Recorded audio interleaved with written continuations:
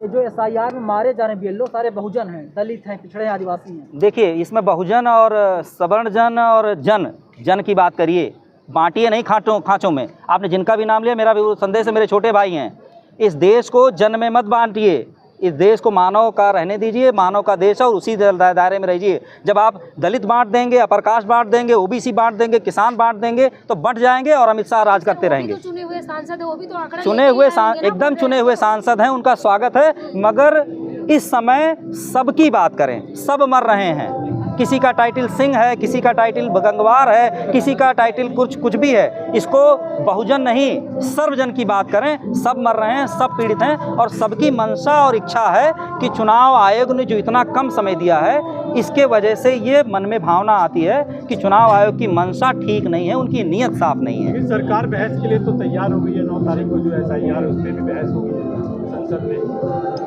संसद में बहस होगी, बहुत अच्छी बात है।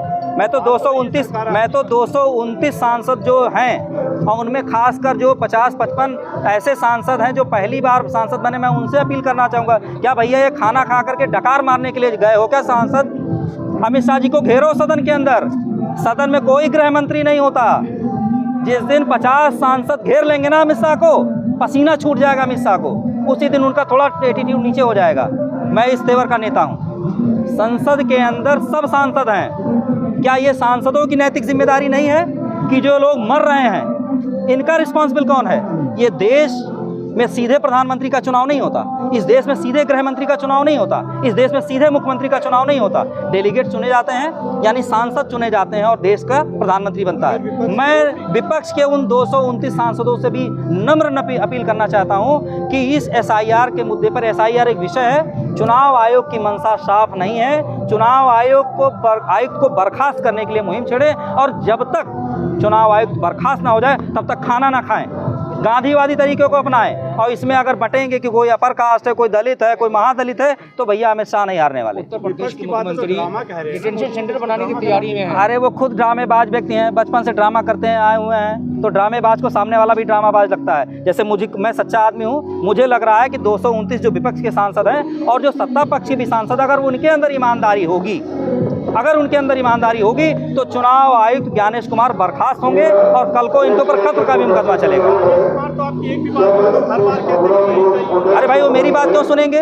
हम तो एक आम कॉमन आदमी हैं, मगर संसद की तो सुनेंगे, सुप्रीम कोर्ट की तो सुनेंगे और इनसे ऊपर महामहिम राष्ट्रपति की भी तो सुनेंगे। तो हम लोग भैया देखो, जिसको अपने बच्चों का भविष्य सेटल करने की जिम्मेदारी आ जाती है ना, वो किसी की नहीं सुनता है।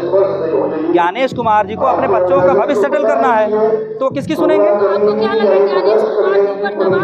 ज्ञानेश कुमार जी को जल्द से जल्द इस देश की महामहिम राष्ट्रपति जी से हम लोग अपील करने आए हैं कि जल्द से जल्द ज्ञानेश कुमार जी को बर्खास्त करें। उनके रहते हुए चुनाव आयुक्त और चुनाव आयोग की शाख निरंतर गिरती जा रही है। अगर मेरी भावना को आप नफरत की तरफ ले जा रहे हैं तो इसका मतलब आपकी पढ़ाई में कोई कमी है। मेरी ये भावना है, नफरत नहीं, और ये आक्रोश है। अभी आप कुछ कह रहे थे मीडिया में के दौरान कि ज्ञानेश कुमार को जहाँ देखे चुनाव है, वो जहाँ देखे दबोच ले, यदि वो 5 है तो आप 50 आदमी से घेर ले। क्या मतलब, क्या देखना? ज्ञानेश दबोचने से मतलब ये होता है जब कोई आदमी गलत करते हुए थेथर हो जाए। इस समाज में आप लोग देखते होंगे, जैसे हम लोग बचपन में मैच खेलते थे, मैच में होता क्या था कि रेफरी को सेट कर लेते थे, अच्छी बॉल फेंकने पे भी वाइट बॉल बोल देता था। तो जब ऑडियंस भी दबाव बना देती है ना कि नहीं रेफरी साहब आप गलत कर रहे हैं, तो चुनाव आयुक्त और चुनाव आयोग चुनाव के दरमियान एक रेफरी की भूमिका होता है। जब जन आक्रोश आ जाएगा, जनता की भावना निकल के आने लगेगी, तो अपने आप वो दबाव महसूस कर रहे हैं, क्योंकि चुनाव आयोग और सत्ता पक्ष जनता का दबाव महसूस नहीं कर रहे हैं, इस वजह से ऐसा। यानी अब विरोध से काम नहीं चलेगा, जनता को सड़कों पे आना होगा। जनता को सड़क पे आकर के मजबूती से अपनी बात लोकतांत्रिक तरीके से, संवैधानिक तरीके से रखनी होगी। जो बांग्लादेश और नेपाल में हुआ वही होना। नहीं, बांग्लादेश, नेपाल, भूटान, भारत कभी नहीं होगा, और ना मैं इसके पक्ष में हूँ। जो लोग प्रवोक कर रहे हैं मैं उनका विरोध भी करता हूँ। ये भारत है, ठीक है, उनको कहने दीजिए, नहीं उतरेगा। मेरे नेता हैं, मैं उनको सलाह दे रहा हूँ, जेएनजी सड़क पर नहीं उतरेगा। ये भारत है, यहाँ 1500 लोग आए और उनके पोते लोग यहाँ पूरे देश के ये भारत है। यहाँ 2 पैसा दीजिए, आपके साथ हल्ला बोल करने के लिए तैयार है। ये भारत है, यहाँ ऐसा कुछ नहीं होने वाला। लेकिन आप लोग लगातार विरोध कर रहे हैं एसआईआर का, वोट चोरी का विरोध कर रहे हैं, लेकिन कोई सुनवाई नहीं हो रही ये है। सब आखिर क्या जब करप्ट व्यक्ति बैठा, भैया क्यों नहीं समझ रहे हैं, जब करप्ट व्यक्ति बैठ जाएगा सत्ता पे तो वो नहीं सुनेगा, उसको उखाड़ के आपको हटाना होगा। अब उखाड़ने का तरीका आपका क्या होगा ये आप जानिए। आप पत्रकार, आप कुछ बताइए, हम आपका माइक ले लेते हैं, आपसे पूछते हैं। इस देश के नागरिक होने के नाते आप कुछ सोचिए। विरोध कर रहे हैं, जंतर मंतर पे आ रहे हैं। बचा नहीं पा रहा है। बिहार की हार हम स्वीकार कर रहे हैं। बिहार की हार के बारे में हमने अपने प्रभारी कृष्णा अलावरू को मई में बता दिया था कि यहाँ जेडीयू, आरजेडी और कांग्रेस की सरकार नहीं बनेगी, और स्पष्टता से नहीं बोल सकता।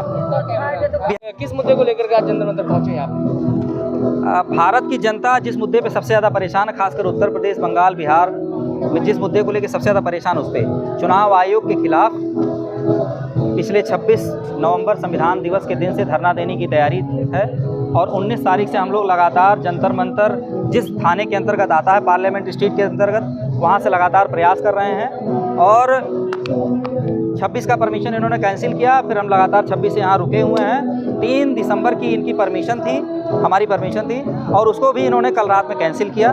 फिर भी हम लोग तमाम साथी यहाँ जुटे हुए हैं, आज धरना देंगे और कोशिश रहेगी कि राष्ट्रपति जी को यहाँ ज्ञापन दे करके जरूर जाएं। आखिर चुनाव आयोग से क्या दिक्कत है आप लोगों को? आपको दिक्कत नहीं है, आपकी पत्नी बीएलओ हो और आपकी खुद ईश्वर ना करे उनकी मृत्यु हो जाए, आपको परेशानी नहीं है।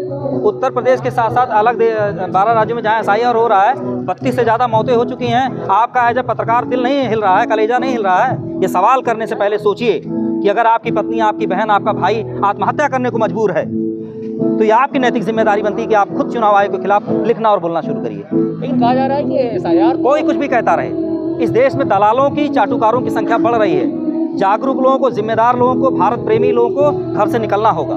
क्या है एसआईआर के खिलाफ है आप? एसआईआर के खिलाफ मैं नहीं हूँ। एसआईआर की जो प्रक्रिया है, जो 1 महीने का समय है, मेरा विरोध उसके प्रति है।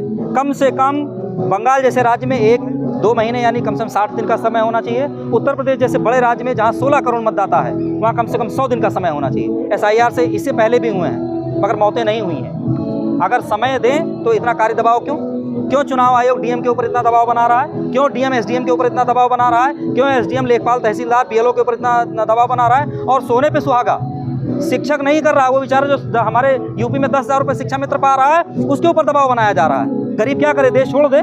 गरीब क्या करे, देश में मर जाए चुनाव आयोग के लिए, ज्ञानेश कुमार की वाहवाही के लिए कि उनकी बिटिया की नियुक्ति नोएडा में हो जाए, उनके बेटे को डीएम बना दिया जाए? तो ऐसे भ्रष्टाचारी ज्ञानेश कुमार के खिलाफ आक्रोश है। चुनाव आयोग तो निष्पक्ष है। कहाँ निष्पक्ष है? चुनाव आयोग के खिलाफ आप बोल नहीं सकते, सुप्रीम कोर्ट नहीं जा सकते, कहाँ निष्पक्ष है?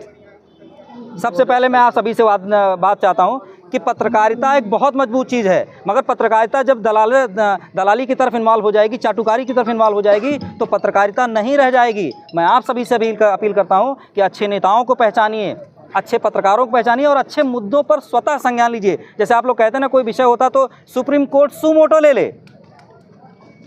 दोस्त, आज ये दिन आ चुका है कि पत्रकारों को भी सुमोटो लेना पड़ेगा। नमक रोटी खा करके अपनी ज़िंदगी बिताइए, मोटरसाइकिल से चल लीजिए, वो कहानी बदल दीजिए कि पत्र छपने से पहले कार दरवाजे पर खड़ी हो जाए। अगर ऐसा पत्रकार रहेगा देश का, तो अमित शाह सारे पत्रकार को खरीद लेगा। आज बड़े बड़े मीडिया जगत क्यों नहीं आपको दिखा रहे हैं? क्यों नहीं मुद्दों पे बात हो रही है? क्यों नहीं बहस हो रही है? जो अभी एक बेचारा फपक के रो पड़ा आदमी कि उसके ऊपर इतना कार्य दबाव है, उसको एक्सपीरियंस नहीं किया गया, उसको ट्रेनिंग नहीं दी गई और वो फपक के रो पड़ा। उसकी 4 बेटियाँ हैं, आखिर उन बेटियों का क्या होगा? आप लोगों का भी मन जो है विचलित होना चाहिए। हमारा मन विचलित इसलिए है क्योंकि मैं एक गांव से आता हूं। हमारे उत्तर प्रदेश में चुनाव है, गांव में पंचायत का चुनाव लड़ने वाला जो नया नौजवान है वो भी विचलित है और चुनाव आयोग के खिलाफ बोल रहा है, कह रहा है कि चुनाव आयोग की मंशा ठीक नहीं है। तो गृह मंत्री अमित शाह का आपने नाम लिया, तो क्या लगता है चुनाव आयोग और उनकी मिलीभगत? देखिए, अमित शाह जी बहुत तंत्र को समझने वाले आदमी हैं। करप्ट लोगों का एक बड़ा समूह उनके पास है, पैसे की कोई कमी नहीं है। नोट 2 बार उन्होंने छापा है और पैसा ट्रक भर जरूरत होती है भेज देते हैं। ठीक, तो पैसा, करप्ट तंत्र और ताकत, इसका नाम है अमित शाह। आज देश के गृह मंत्री हैं, ये दुर्भाग्य है देश का।